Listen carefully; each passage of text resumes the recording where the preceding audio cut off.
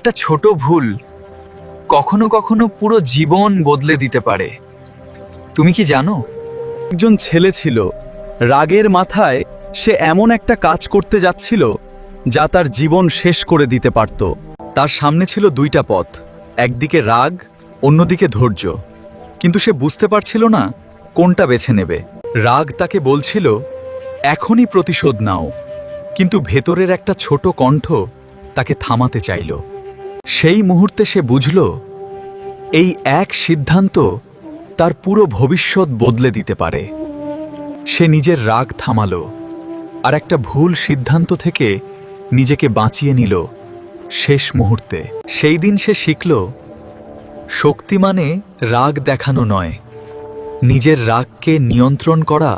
আর মনে রেখো, এক মুহূর্তের রাগ সবকিছু নষ্ট করতে পারে, কিন্তু এক মুহূর্তের ধৈর্য তোমাকে বাঁচিয়ে দিতে পারে। আর চ্যানেলের ভিডিও যদি ভালো লেগে থাকে তবে লাইক ও সাবস্ক্রাইব করুন। আমার সাথে সবাই বলুন রাধে রাধে।